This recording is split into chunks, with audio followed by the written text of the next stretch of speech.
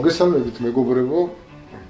ვინც თვალსადამის ჩვენ გადაცემებს იცის რომ ჩვენ მიყვებით Ken Schoollands ძიქს, Jonathan Gullible's თავგადასავალი, ანუ თავისუფალი ბაზრის ოდისეა და ამ წიგნის თითოეული თავს კითხულობთ და უკავშირებთ ჩვენს დღევანდელ ცხოვრებას. იმედი მაქვს ეს ძალიან საინტერესო არის თქვენთვის, თითოეული თავის გარჩევა საინტერესო იყო, მაგრამ დღევანდელი გადაცემა არის განსხვავებული იმის გამო, რომ ჩვენ ყავს ისეთი სტუმარი, რომელიც ამ ჩვენი გადაცემების ციკლში, ასე ვთქვათ, ცოტა სხვანაირი კუთხით შემოვიდა. ქალბატონი Li Schoolland არის ჩვენი წიგნის ავტორის, Jonathan Gullible-ის თავგადასავლის ავტორის, Ken Schoolland-ის მეუღლე და გადავწყვიტეთ მასთან ჩაგვეწერა ერთ-ერთი გადაცემა, ასე ვთქვათ, რიგ გარეშე გადაცემა. ქალბატონი Li Schoolland-ი თავის თავზე წარმოგვიდგენ ცოტა ხანში, საუბარი იქნება ინგლისურად. So I have said that if they listen our conversation now, they can ask some questions and you will answer it later. It's not direct, it's not live, but later if they ask, I will send you the questions and you will answer. I hope it's not a problem. Yes, or Ken can answer. Okay, so I forgot to present Gerjanderi. 1 minute. So თქვენ იცნობთ უკვე გიაჯანდიერი იყო ჩვენი ერთ-ერთი სტუმარი ერთ-ერთ გადაცემაში და გიაჯანდიერი დამეხმარება გადაცემის წაყვანაში და კამერის უკან ყოველთვის არის ლაშა ჩინჩივერი. ახლა მივცეთ ქალბატონ Li Schoolland-ს საშუალება რომ წარმოვიდგინოს თავისი თავი ჯერ. Okay, now it's your turn to speak around you about you and about book. Yes. Thank you very much for having me here. I love Georgia.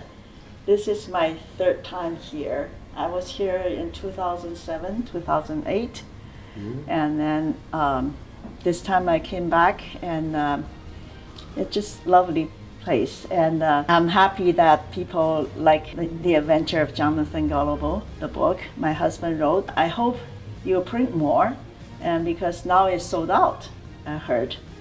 Yes, because it's quite already, but right. And I hope we will do beta version of this book now.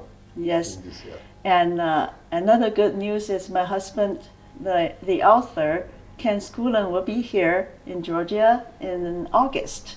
So I hope he will visit me. Yes, we definitely. Will do another like this recording yes. of our conversation. I met my husband in 1987 in Hawaii. When I met him, he was writing weekly commentaries, 3 minutes at the local public radio station. And once a week, they gave him 3 minutes to do a commentary. So at the beginning, he was just talking about economics and issues, but not very interesting. So he realized that satire is the most powerful weapon. Yes. And it's very hard to speak with people about economics. Exactly. It's very hard for them to listen and to understand. Exactly. And also we knew during the Soviet time here too, and there's a lot of satires and jokes about the government, the dictatorship, because you can't really say much, but when you use satire, is more powerful. So he started to think, how can he make the message more entertaining? And so he developed these 3-minute episodes. Then in 1987, he started to put them together as a book because first it was published 88. Yes. 88, right. And that time, 87, when I met him, he was writing it because we have a good friend in Hawaii. He has an organization called Small Business Hawaii. So they encouraged him to publish the book. So Ken put all the episodes he had done for the radio into chapters and for the book. That's how at the beginning we didn't have as many chapters as today. And we only like to use local artists.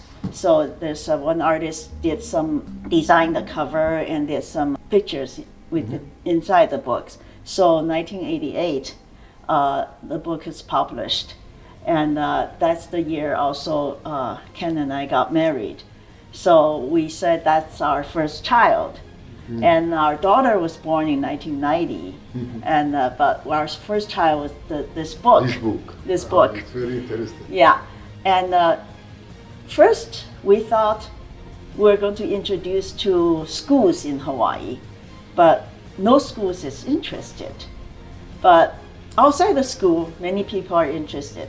So our first international edition was in Russia. In Russia? Yes, first was translated into Russian, and also that was the first free market economic book published after the Soviet Union collapsed. Was it after Soviet Union? After 1992, I believe. We met some. My husband traveled to Russia, then I traveled to Russia. We met these young people in front of the hotel. They're just free-minded entrepreneurs at that time. 20-year-old, they were in front of the hotel and looking at the foreigner. Oh, can I be your tour guide? And so we use them. Ken used them as a tour guide, and then at the same time explain the free market idea to them. And this Dmitry is very interested. He immediately embraced the idea. Let's just fast forward. He became a very successful entrepreneur later on. But then after he translated and published Jonathan Gullible, and we introduced him, asked him to do Ayn Rand's books. So he did that too. After Jonathan Gullible, Fountainhead. Our first one was Ayn Rand's book. Yeah. Which? He later did all of them, but he started one at a time. I forgot which one first. Maybe a shrug. Maybe I don't remember. But that because to us, we would love to have Rand's book in her native language. Yes. Yeah. Russian was her native language. Right. So Dmitry did that too. So that's how we thought the foreigners, non-Americans, love this book. So we started to promote it to other countries. I don't know which language was the next, but right now we have 48 languages. And we have 58 languages. The very last one, recently, 2021, was published in Brazil, the Portuguese. And before that, 2020 was Thai edition. And so we have more than 80 editions. For example, in China, there are 2 editions already. We're working on the 3rd edition. Can I ask about in China? In China, everyone reads one Chinese literature language, or it should be also translated? China, we have many spoken languages, Yes. hundreds of them. But written language, reading language is only one. So Hong Kong, Taiwan, People's Republic of China, even Singapore, Malaysia, reading language is the same. The characters, we have two different kinds. One we call traditional, one is simplified. People's Republic of China use simplified. Hong Kong and Taiwan and Singapore, Malaysia, they use traditional. So, but most people can read both. Okay. Yeah. Okay, so if you publish in Chinese something, all these Chinese and all the Chinese population people can read it. Yes. And I think both editions are sold out right now because China throws out the new publications. And so we're waiting when they getting better or Xi Jinping's gone, then we can publish the 3rd edition. But we have many English editions. Every time we have a... 1 minute, begin, come back to Chinese. How about publications in China? Is there some problems with the censorship? Oh yes, early 2000. It was a period of time was wide open. So we got a lot of books published. All the Mises, Hayek, Rothbard, all published in China, and more than once. Not only the dead economists, the live ones like Jesus Horta de Soto and Peter Becky, and all these professors, their books are published in China. But now, I think about 6 or 7 years ago, Xi Jinping just ordered very strict censorship. And some books I already got the got permission to publish, and they re-approve it before it got to the print. Then they killed it. Yeah, they killed it. I have 2 books got killed.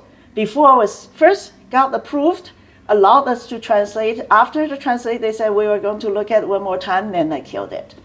So I have currently in my hand about a dozen books waiting to be published. Some translated, some are in the middle of translation, and all held right now because I think it's about 4 years ago the CCP said there's no American books are allowed to be published, even children's book, cookbook, no books. And they said we have war with United States, trade wars with United States. So it's become very ridiculous. But sometimes we manage to still publish, like last year we did Tom Palmer's book, not last year, 2020. And so we're still pushing, and we learn how to get around. For example, Tom Palmer's book is called Love, Peace, and Liberty.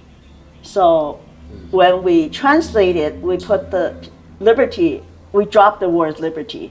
So the title in Chinese is Love and Peace.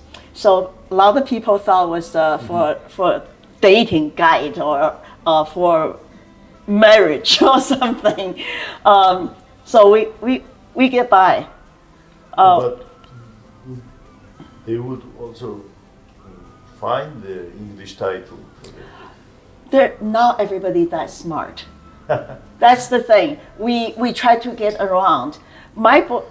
We say in Soviet times that the people were writing inside the strokes, like this. So when you miss some words and change something, the people understand that he meant something else. Right. Exactly. In addition. Right.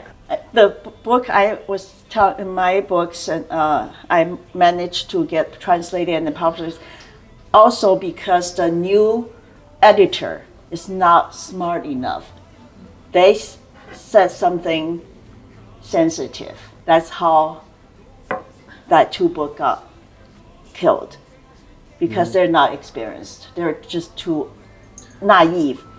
So that's the publication in China. Right now, what we're trying to do is e-books.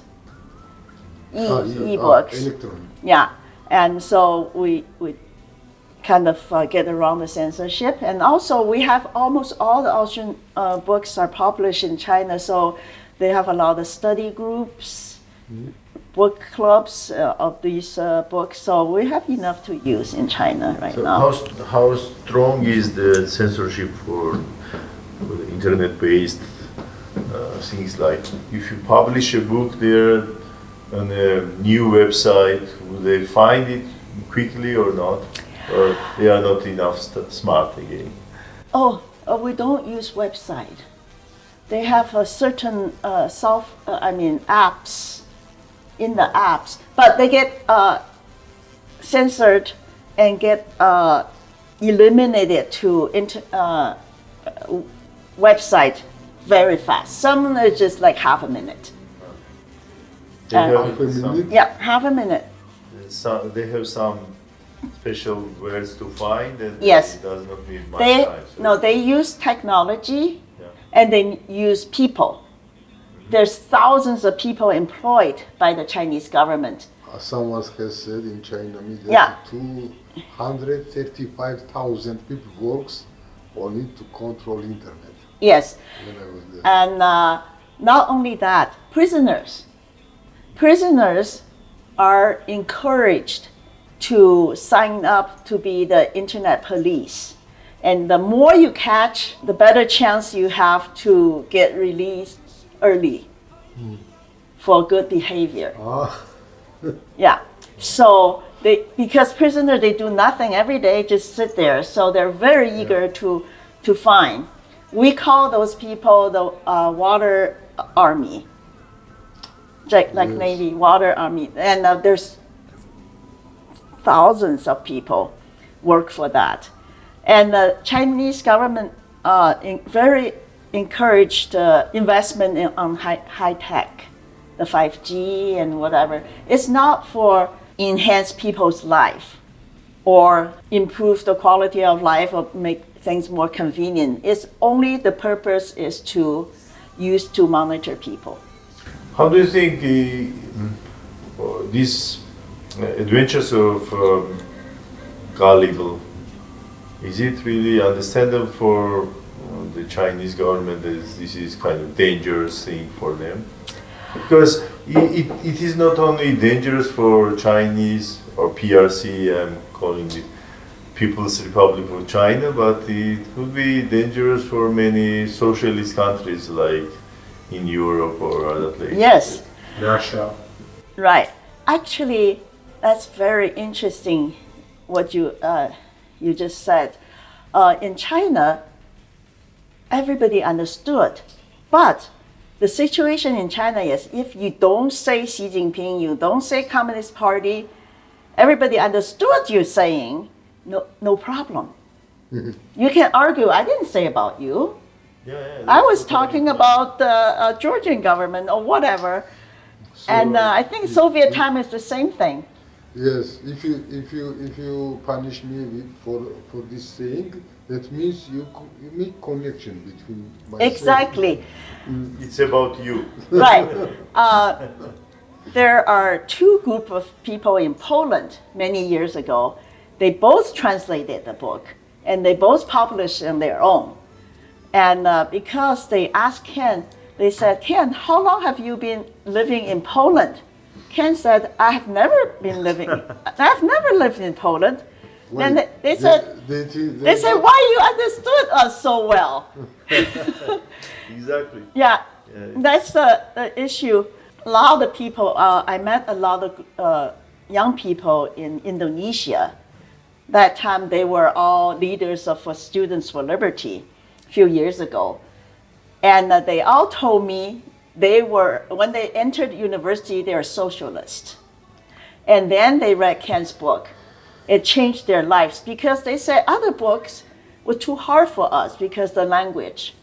And so Ken's book was easy and also was translated into Indonesian. So they were saying she and her and him and everybody in that group, about 10 kids. They said, oh yeah, because I read Jonathan Gullible, now I changed. I'm a totally different person. So that's make us so happy. And also we're not writing a book to make money. So we let the local publisher to use their money to publish, and if they make a profit, they keep it. Some countries, each country is different. Japan gave us royalty. China always gave us royalty. Hong Kong did. And actually just about 4 months ago, we got a proposal from Ukraine, from a publisher in Ukraine, and they want to publish it, republish it, and they want to give us money for royalty, advance. But then we're just saying, yes, go ahead, and the war started. And now we don't know. So this brings us to another issue, I think, that many countries, which never claimed that they were socialist countries, ideologically socialist countries, let's say, they would never think that this is about them. Mm-hmm. But in reality, it's mostly about the welfare state type of things. And if, for instance, Georgians look at this different way, because we experience this in an enormous amount, this type of regulations and everything, and we are not only curious, but we are also alarmed with these kind of things because we know what is this, but they are not alarmed because they were not ideologically doing this, because they thought that it's good idea to have more government in every sector, not because Marx or Lenin told us, or Stalin or somebody else, Mao, but because they can be also thinking that, oh, it's not so bad, it is what we need, that we need to support those guys, to support those guys, to check what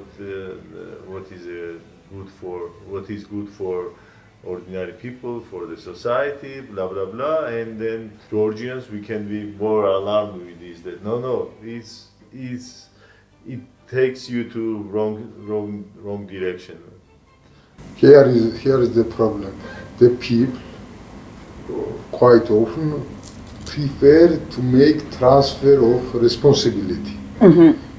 So transfer to the government this responsibility, and they allow them to do such things. Yes. They don't want to understand that it may make big problem later. Yes. So we know now, I know, because I understand what was Soviet time, and as I understand how it works and why did not it work, I'm against like these changes. But the people, most of people, did not understand and does not understand till now. So they may be agreed that the government does these things, they do like this, like this is a good thing. So this book, when I read it, I understand that it's easiest way to give people possibility to understand what's the problem behind these actions of government to do everything. Yes, exactly. And actually, this is the popularity for this book is because it's not limited to one country or one government. It applies for most of the government bureaucracy. It speaks about common situation. This book also published in Iran, and we were very surprised. It passed the censorship in Iran, and only one time we have a friend from Iran stay at my house in Hawaii, so I asked him to read this book. And after he read it, he said it's translated very well by a very well-known author.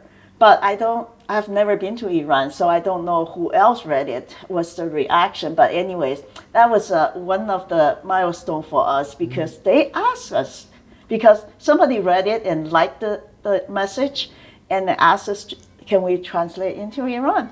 And Iranian, the cover is just very boring.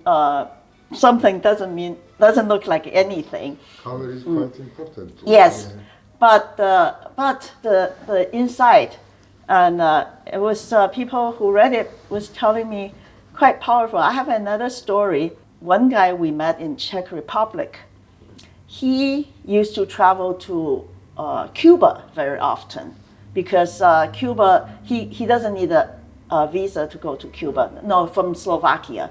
We don't need visa, by the way. Right, and so that time was about 20 years ago, and he get a CD, the book on CD, and he take to Cuba, and he described how he go to the airport and take a taxi and get off and walk back and take a bus and walk back. Anyways, and try to be safe, and end up in somebody's apartment, and they have gatherings to study these illegal books. And he always distribute Jonathan Gullible. And it's Cuba. They speak Spanish, yes. Right, it's a Spanish edition and in English. 2 years after he told us this story, we suddenly got a phone call from a young man.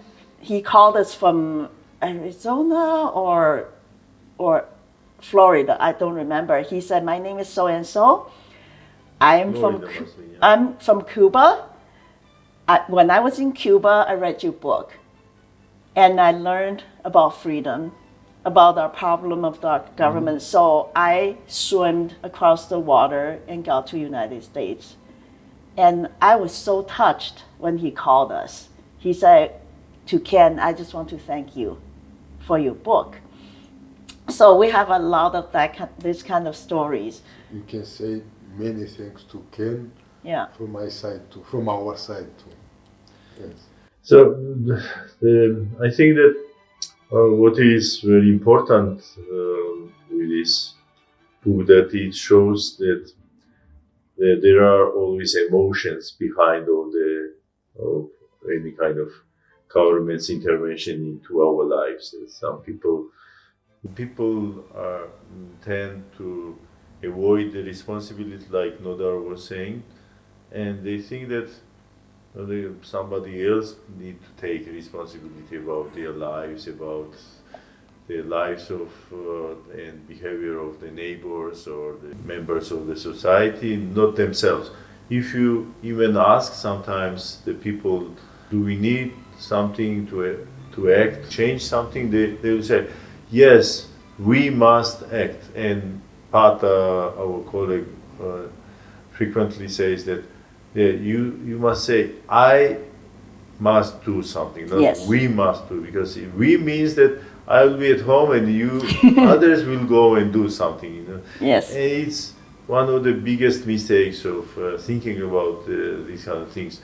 And because people are so much addicted to some kind of collectivist type of responsibility, that we are responsible. No, I am responsible. But of course, this is kind of human kind of behavior, like which comes from the thing that I want to have less costs and more benefits. You cannot blame people in this. But what is missing here, as Nodar was also saying, and you said, that the long-run vision, what this kind of irresponsible behavior can bring to you personally and to your neighbors, to your family members, etc.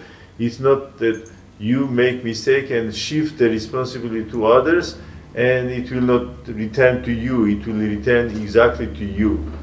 But as you don't have costs now and the costs are, future costs are invisible, like Frederick Bastille was warning us, then people tend to think that tomorrow we don't know what will happen, like Lord Keynes said that in the long run we are all dead, you know. This is exactly about it. What will be tomorrow? How can I care about it? What happens after 20 years or so? And to add to this, maybe very important to understand for many people is that all the liberties cannot disappear at once. You compromise one day, one thing, second day, the second thing, Right. third day, the third thing, and after a while, you are the slave of the situation. Yes. You cannot change anymore these kind of things, and then maybe you are still thinking that I need to prove that I was right, and only bad people were doing wrongly this, but if there were good people, this would be better. Something like this happens everywhere now. Yeah. People are trying to defend their mistakes and sins that, oh no, it was a mistake. No, it was not a mistake. Socialism is not a mistake. It's only that bad people are doing this. Yeah. Yeah. And everywhere where they find to build socialism, we are bad people only. Yeah, of course, Right. of course. Never good people.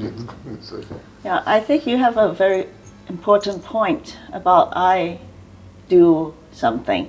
In the epilogue of the Jonathan Gullible was made into a short animation YouTube called The Philosophy of Liberty. It became very popular. We got several million of viewers. The Philosophy of Liberty. In there, there's one sentence Ken said, to act need courage. A lot of people are lazy. just like you said. Oh, I said here, you do it. And I want the world to be better, but you make it. So, No If time. others Yeah. do, why should they do? right. One is laziness, one is lack of courage.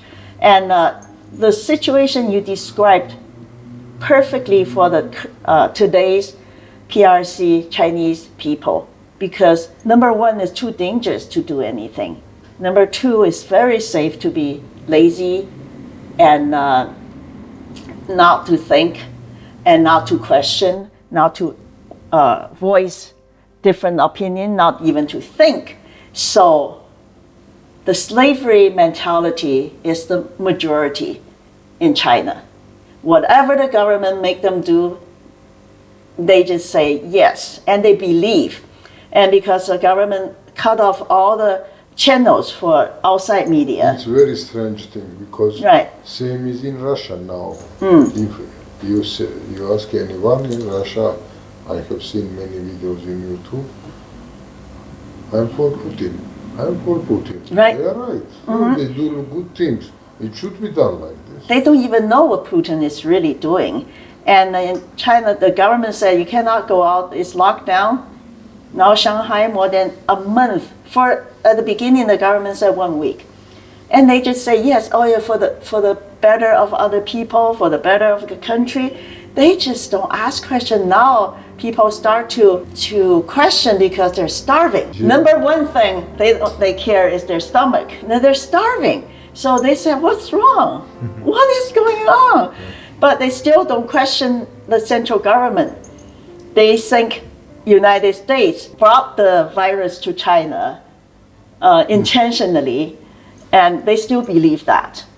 And I have read somewhere that this Fauci was accused about this in Wuhan laboratory. Right. They did something. yeah, but the Chinese people don't know. They don't hear that because there's no, total blockage of outside world and media. Only few people use VPN and they can Yes, read, I know, but most people I don't know. about it.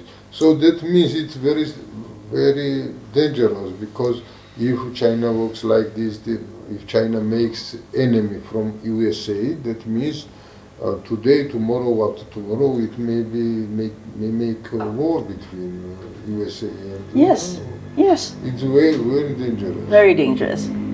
Yeah. And the issue is people who are against this kind of leaderships, they can't speak out. Like in Russia, when they ask people in the streets, say, what do you think about Putin? They would just say nothing and just go on living their lives because they are afraid. Yes, In Yeah. China as well, I believe there exactly. are same issues. They're afraid, and if they say something, they disappear. They're in prison, they disappear. And now China is the only country really champion for Putin, thinks he's doing the great, wonderful thing. And the Ukrainians deserve it. And China, they all, Chinese people think so. yeah, they think Russian is doing a great thing and it's just. And Putin is such a hero, and they admire Putin. That's because they think Ukraine is like Tibet and it should be in Russia. They don't even know why Putin's there, and they don't even know what the Russian army did. They just know what Putin want them to know, and Xi Jinping is with it. Xi Jinping is totally with Putin because Putin planned the invasion after the Beijing Olympic. They have been talking to each other for a long time to plan all this together. And whatever U.S. government sanctioned Russia, Chinese stepped in. So like the Visa said, okay, we will stop the U.S. dollar transactions for the people who use Visa card. And China said, use Union card. We will let you have a U.S. dollar transaction immediately. Everything. So, yeah, it's very dangerous. If you come back to the Yes, book. it's better to come back Yes. to To our the book, right. Yes, so I wanted to hear about Spanish translation because Spanish is mostly one language. The word as I know. Yes. More than Chinese. Yes. Spanish, the first one, was translated by a lady, American lady, but lived in Ecuador for 30, 40 years. And she just loved the book, and she loved us. So she translated, she used her own money to publish it. But, you know, Spanish is most spoken language by country. Not by population, but by country. Then they say, oh, her Spanish is not perfect because the Colombians, the Mexicans, the Spaniards, they all have their different Spanish. So they didn't like her translation. And so because Ecuador is small, she was trying to get all over Latin America, but didn't. And she was hurt. And so other people start to translate. So I think Spanish, I'm not sure, maybe there's at least three different translations. French is the same thing. And Canadian, French, Canadian translated, and French people say, no, not good enough. The French people translated Canadian and whatever. No, this guy translated, the person from Paris said it's not good enough. So for years, there's always translated but never published. But now it's published. And we're just to see, but in France, it's not that popular, but I say there's so many countries speak French. So we're now in Lebanon, Morocco, they're all using it. So actually, if we come back to the Spanish, all countries need their own translation, not... Yeah, but no, we don't have that. But right now, one translation, I think most people okayed with it. Yes, maybe there is some few different ones, but not totally. For example, here Turkish and Azerbaijan languages are very similar, 95% same. Right.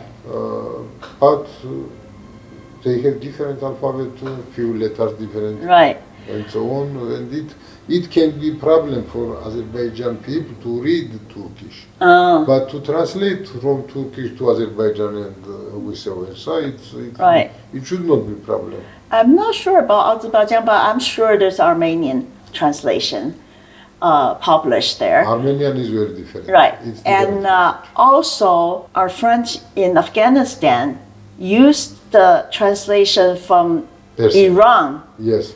And they are same. They changed they changed a bit. Tajikistan, Afghanistan, Persians, their languages are similar.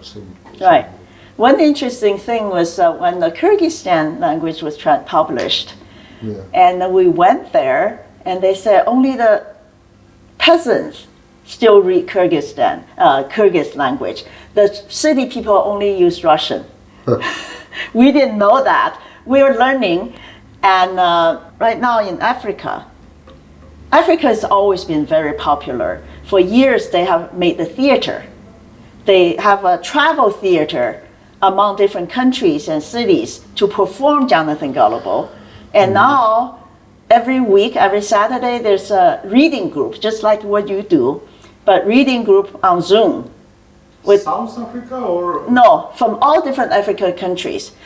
Then also, one guy always came from Sri Lanka, and two people from Great Britain, and about 5 people from United States, and sometimes 10, sometimes 6 people from different countries in Africa, Uganda, South Sudan, and Nigeria. Every Saturday for 1 hour, they read chapter by chapter, like this. I think Uzbekistan or one of the stands. They choose some chapters, like the male delivering the turtle and the hare, and they make it into a children's show, like Sesame Street, and they do it on TV. So all the children understood that.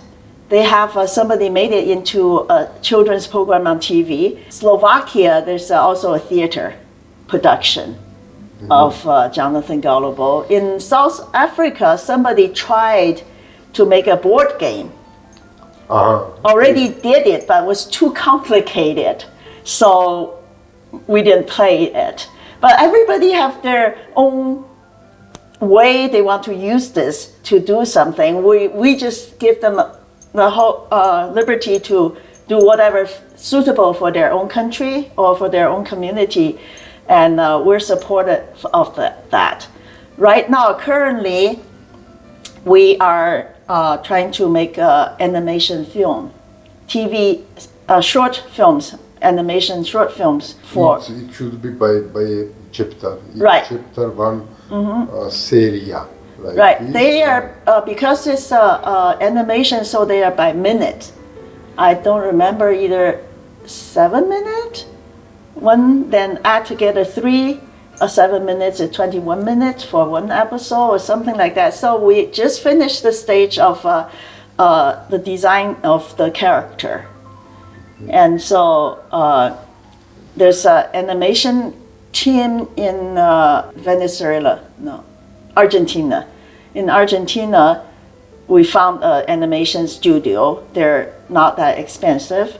And then the owner is from Germany? No, I don't remember. And the manager is from India, who do for the project. Okay, interesting. Yeah, and the donor for the budget is from the United States. So we're just because we don't have a lot of money, so we're going to do a few episodes at a time. Then see we can use that to get more funding and just keep going. So that's the current project we're doing. We tried one time to do a feature Disney animation, and we didn't use the correct people, and it just after all the money spent, then nothing really happened. Interesting how much it costs to make 1 minute in a Disney company. That time we were told if to do a Hollywood style, Disney style feature film, 30 million to begin, the US dollars. 30 million? Yeah. 1 minute? No, for the whole film to begin. 1 minute, I think 300,000. More than your house. How much? 300,000. More than. It can be 10 times less maybe here. Right. Here we have some animations films here done in Soviet times. Maybe a bit thematic, not suited, but quite good quality by looking at it. I don't know if we connect these people, maybe they will say better price than. Yeah, right now the Argentina team is pretty reasonable. How much can you say? I don't It's interesting recall. how much costs 1 minute, Right. 1 minute's price. And No one can afterwards, say I 1 ask minute because animation costs the start is a Right, problem. starting the design. Characters, like Right. set and everything else. Right. If you have that, then Right. 1 minute is not different than 1 hour. Right. Okay, Exactly. we can You say you are correct. talking from the Correct, yes, correct. No, yeah, but, professional. Okay, let's say for 1 hour. right. The first try, Yeah. I said we failed. The animation team is in Macedonia. I went to Macedonia. The producers from Germany and the designers from Great Britain. That time, it was very bad experience. For And, me, it looked like it would be quite hard to make a team with like these different countries, different language speakers. How can Everyone you- works. I think so. Outsourcing, right? Even Disney does most of the animation outside this country. Right. You can have the designer, then later, like the trees and the grass will be another studio can do that. Yeah, so right now, we're very careful this time. We're step by step, very careful and not just paying for nothing. So I hope this time will work. I think the very important is to describe exactly what is Yes, to exactly. be done. That's the Otherwise, if you count 5, for instance, the situation brings 5 more, they say that you pay only for 5. I will not do anything else. another issue was our libertarian friends who work for Sony and Disney as an animator. He's a libertarian. He wanted to do this from the beginning of Jonathan Gullible. But then by the time he come up with the song, he also liked to write songs. He came up with 2 or 3 songs, and the character we couldn't recognize. It's not Jonathan Gullible. The songs has nothing to do with the message. So that's the issue. So now we make Ken as the executive producer because he had to control the content. That's what we care about it more than anything else. He had to control the script, the content. We cannot let go of that. Otherwise, we can just outsource to any company and they make it whatever they can sell. Then we lose all the importance. Can talk to Netflix and they will do it like in 1 month. Right, exactly. So, and maybe also interesting to know from you which chapters you like more and which chapters Ken likes more from this book. Maybe all chapters because he's the author, but I think he liked all chapters, but some country have issues with certain chapters. They say, can we take these out? Which is more problematic for him? Mary Berry, that's drug, right? Remember Mary Berry? Mary Berry is the, marijuana. Yeah. Yeah, that chapter, some country has issue. Another one is like women should be free to sell their body. Some country have problem with that. So these 2 chapters are most controversy. So we said, yes, if you don't think that's appropriate for your country, you can take it out. For me, I used the most was the tall text because I thought I'm libertarian, I'm very independent, I always say no to authority, but a lot of times we bend, we compromise. Because if I don't pay tax, I have to go to prison. So I do pay tax. And just like you walk on your knees, so you pay less tax. A lot of the time we are not literally walking on our knees, but we are. We all a little bit in our own way of living. Yes. We try to get away something, so we compromise some way. We sacrifice some way. Yes, we compromise every time because maybe we don't like the wall, but I never go to the wall. We'll always try to find another way to go around. Right. So every time I just told Ken, the total tax but again. On the other hand, this tax issue is very, one of the most important from the angle of the individual freedom. Then, so if even people accept that as we have government, we need to pay for this, then there is a very important thing, how much? Because some people can think that, no, I don't like that much. Some people can think that, yeah, we are ready for more. And then you are alone to fight those guys. That you don't want to pay more, but they are in the majority, and they say, no, we don't care about your opinion, how much you want to pay. We decided already, and you just need to shut up and obey to the majority. This is absolutely uneasy to change, because otherwise then. And also uneasy to find the correct solution. You cannot find solution. Yeah. Why not? Pay for what you get.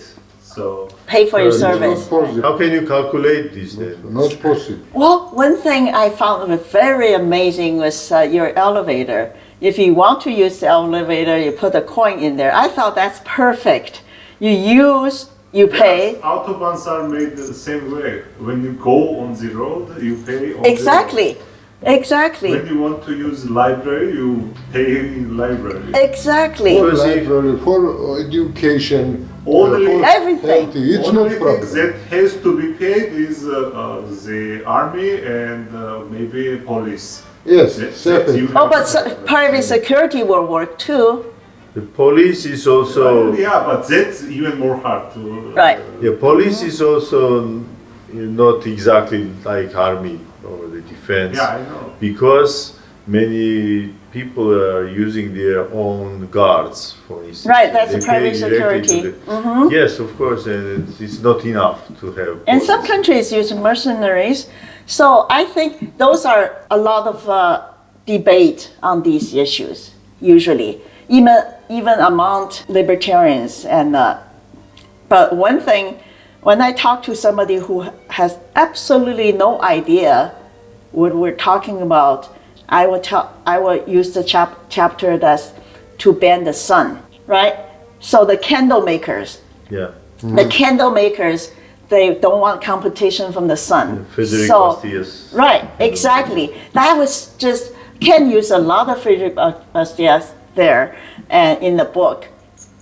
So that everybody can understand. Did you actually know that that's a real tax? In Britain, there was tax about windows. Oh, yes, yes. That's Yes, about I that know. one, yeah. So it's Exactly. basically tax about sun as well. Yeah, exactly.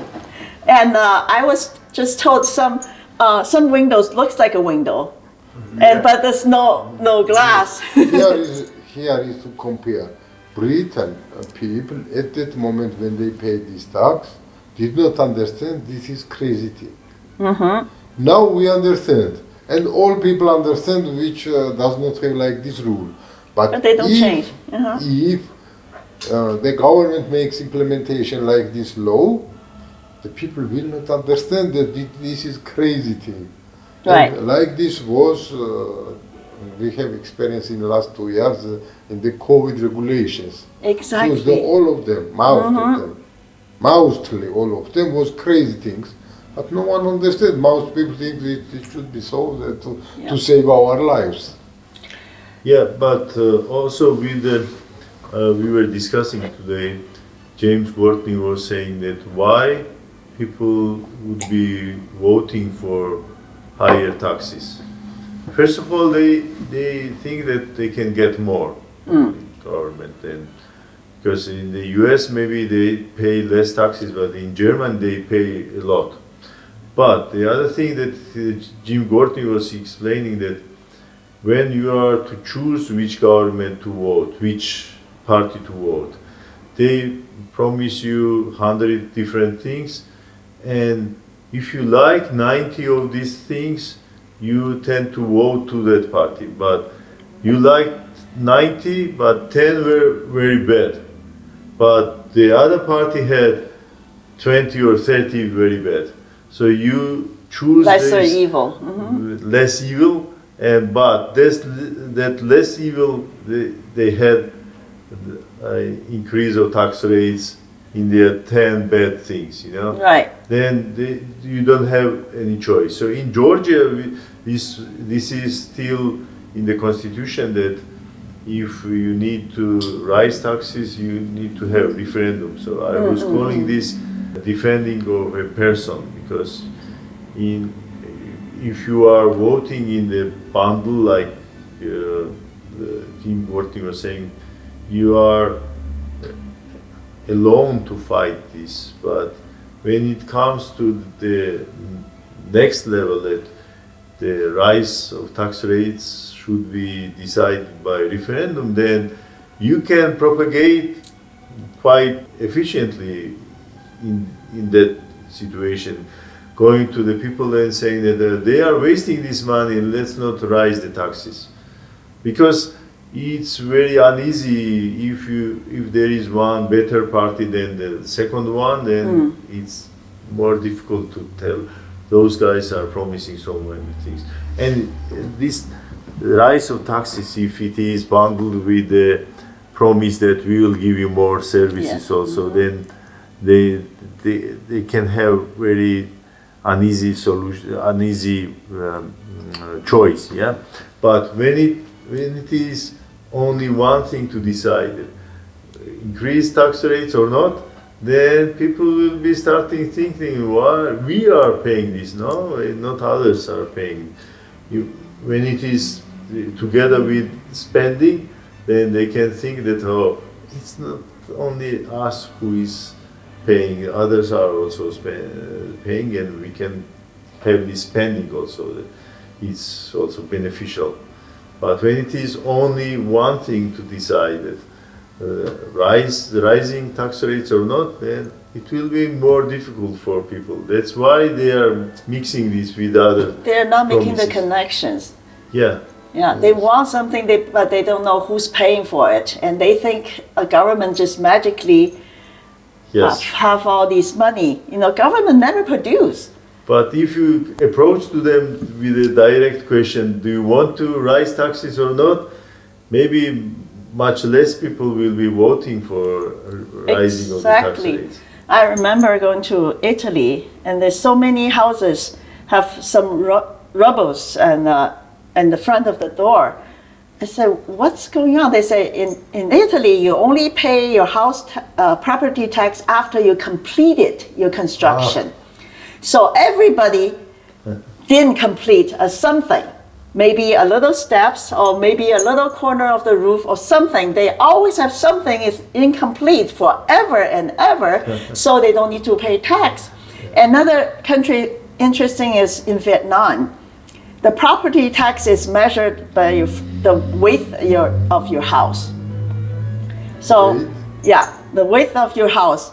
That's how they measure how much tax you pay. So in Vietnam, all the newly built houses only have a single door. Very narrow. The house is very long to the back. And also the second level is bigger than the first level. Because they only measure the ground, so they make the house as Very wide narrow, as very narrow as just one door, not even double door.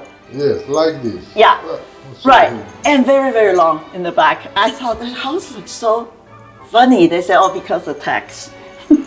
People try everything to get away. Yes. There's actually tax about rainwater as well in Germany, Italy, and United States. So if it rains, Yes, this tax is in Switzerland too. Yeah. Swiss, they have to. Israel house does not count as a house if it's not finished, so you Right. don't have to pay taxes. Right. And there's whole region where none of the houses are completed, Right. and it's Yes. like everyone is under construction. But And she Right. was saying the Italy same too. about Yes, I Italy. was surprised because I did not see it in Italy, but about Israel I knew. Yes. That's what I learned the first time I was there. I said, why they all have something there? some So cement. this book, when you take this book, you think so many problems, and it is everything in this book. But whenever I think it's much more problem cannot be fit Right. in this book. Another problems also. Also, when you republish in Georgia, get the newest edition, because Ken has added at least 5 more chapters.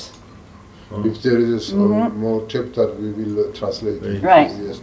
So now today At the end, or- we corrected this editor sent me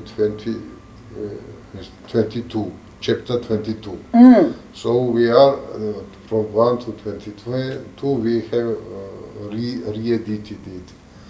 So I think in 2 months we will finish this one, and also I would like to translate some more things I found in electrical position, and also if these 2 chapters or few chapters is in the end, it would be easier for us to add.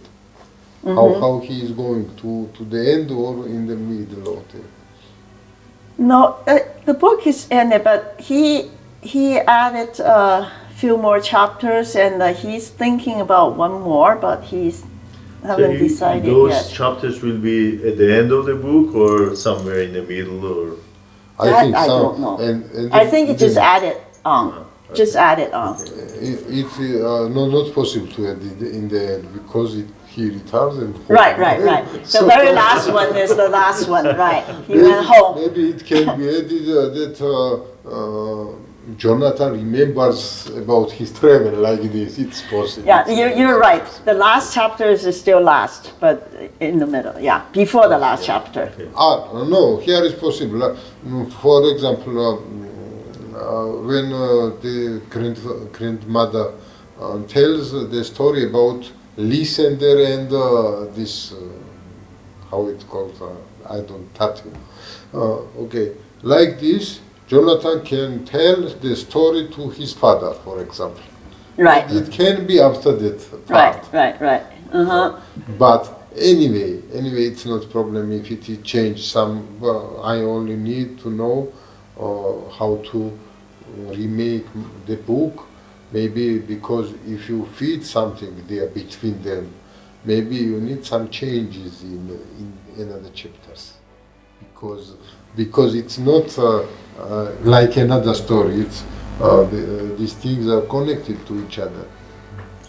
For example, to meeting about Ali when he thinks about Alisa, for example. Right. Some people, yes. some people want them to have a romance. Yes. If he is with Alisa, the chapter should be with Alisa. Right. If he is without Alisa, and it's another time. Okay, so you have said that for you, mostly interesting it's toll taxes, yes? Why is it interesting for you mostly? Because I see the most. I see in every country, I see in a lot of people, I see in myself a lot of times. And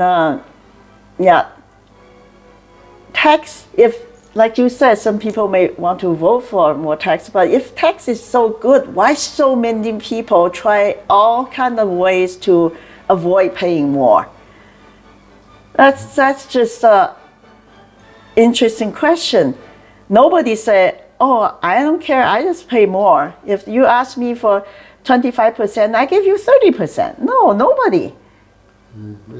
Yeah, but our observation in Georgia could be also very interesting for one side, that there are foreigners living here, there are some Americans who have their business, and strangely enough they were supporting more taxes. You could see they were writing in Facebook or other places that while Georgia needs more taxes. For instance, we eliminated the road tax, and they were saying, oh, why they eliminated road tax? Maybe we need even higher road taxes and such kind of things. The Americans to write this was a surprise for me, for instance. Yeah, I'm surprised now, too. after I was, friendly to many people, I was traveling a lot, etc. Then I found that it's not really big surprise that Americans are talking that way. In Georgia, I believe that what we need is much less taxes than we have now, for instance, to cut it by half, but also cut spending and cut the regulations, and we will be growing as fast as Singapore was doing or China was doing recently, and we will be reaching much better positions in the quality of life. And all kind of things, people tend to believe that this is the government position, government function. They can be done very easily and cheaper in the private sector than in the government sector. And if you eliminate all kind of propaganda for this, then people in Georgia would be supporting the private life. Only what is wrong here is that politicians and media mostly propagate for welfare state and more intervention of the state. And unfortunately, Westerners are now supporting them, these Georgian politicians or media or even civil society members, non-government organizations which are push more spending, to push more regulations, to push more intervention, like it is done by somebody else. It's not the Georgian people pay for that. And if you pay more, if you put more money towards the government spending, then there is less money in the private sector. How can you develop quicker then? So this is not really dilemma. This is dilemma if you look at this politicalized. But if you look at this with the business eyes or the economist eyes, or I mean, common sense is on the side that if you want to grow fast and if you want everybody to become wealthier, then you need to have less money in the government side and more in the business side. Mm-hmm. It's very easy to understand. Who produces wealth? Yes. Right. You mean the Westerners who support the increase of tax in Georgia, are they personally paying tax in Georgia? Yes, sometimes yes, but some of them come with the international organizations to advise Georgians. Mm-hmm. But they personally also pay tax here. I don't know if they are for a long time, yes, but if for coming for two weeks or so, then they pay in their countries. Sometimes they don't pay even. Right. So it's easy for them to say, pay. You increase tax, but I'm not paying. Yeah. That's hypocrite. That's basically they are doing that because they want better roads to be in Tbilisi. So right, right. I wrote the kind of article about tax reforms in Georgia, and I put their chart which is showing that if there is a small tax, then I mean in the price of a good, if the tax is small part, then that means that the business has money to invest, to be rewarded for the good behavior, etc. But it also means that it can hire more people and it can buy more resources and widening their business to invest more and bring more people to be also employed. But as taxes are, proportion of the taxes are increasing in the price, then that means that there is less chance to enlarge your capacities, less chance to invite more people to work, less chance to produce more goods. That's a reality, that if you spend more on the taxes, then you have less capacities to work. This is for everybody, but for a country which needs speedy growth, then this is total nonsense to have more taxes. Right. Like you gave me an example. You said when some people pay you to do something you don't want to pay because otherwise you end up paying more taxes, or you don't get much of what you deserved, so you rather not have it. So and people need to understand that not somebody else, foreigners or even people from Mars are paying for it. They are paying this tax. Like with the case of the protectionist, people can be cheated very easily that we need to protect our industries. From whom? From yourself. Because otherwise, if you implement higher taxes on trade or on imports, then who is paying for that? You pay directly, not somebody else, but right. You pay for that tax, and then that's why the goods are more expensive than you want to be having. This is they use the emotion, saying that do we need our industries to work? Do we need our companies to compete with foreign companies? Do we need our goods to be sold against the foreign goods? Then we need to tax the foreign goods. And We need to tax sunlight. Right, who will right. be paying the tax? You will be paying the tax, not those foreigners will be paying the Yeah. This is very easy to explain, but the emotions are Here dominating. is very important thing in this question is that most people think that they don't pay taxes. Taxes basically businessmen pay tax. Who has big salary, they pay. They don't pay. They don't know that they have paid tax. Actually, the poor people pay more Yes, maybe. by percentage. Maybe. Yeah, that's what there's a data in there.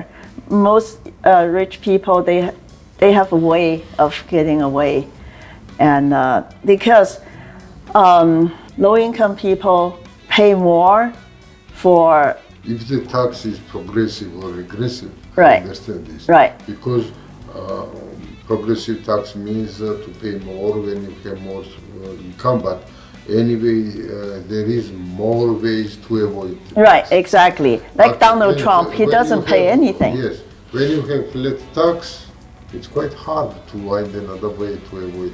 Yeah. The only way is not to show your income. It's another Mm-hmm, problem. Flat tax without any, by the way, in Georgia, if it is the tax on the salaries, there are no deductions from Oh, just 20%, that's all. We think that this is 20% is too high for this kind of situation. If it was 10%, Right. then it would be absolutely stupid to try to deduct something because you need to do some work to find documents for deductions, etc. But still 20% flat for everybody, this is good because it's easy, it's not making any kind of political instability or anything else. And also corruption, less corruption is Yeah. great. yeah. Read the Gullible. Read Gullible, and you are going to republish it, so it will be available. And also, Ken will come to Georgia in August for a conference. So I hope all of you more people will come and learn about these things and talk about these things. I've been watching your video. Probably those people have been following you for all these months. That will be a good opportunity. We can all get together and really talk about it. We'll be very pleased to meet him here. Okay. Okay. Okay, Now thank you. for your guesting us and waiting for next time for Yeah. Mr. Ken. Yeah, and you too with Yeah. him. Yes. Okay. Very nice. We are waiting for August. There will be Thank their you. daughter also, Ken Lee. Great. Great. Okay. Thank you very much. Thank you. Thank you you for very having much. me. ძვირფასო მაყურებლებო, ახლა დაგემშვიდობებით, როგორც მოისმინეთ აგვისტოში გვეწევა Ken Schoolland-ი, ჩვენი წიგნის Jonathan Gullible-ის თავგადასავლის ავტორი და ჩვენ პირობა გვაქვს მიღებული, რომ მასთანაც გვექნება საშუალება ჩავწეროთ მსგავსი ინტერვიუ. მადლობთ. Thank you. Again.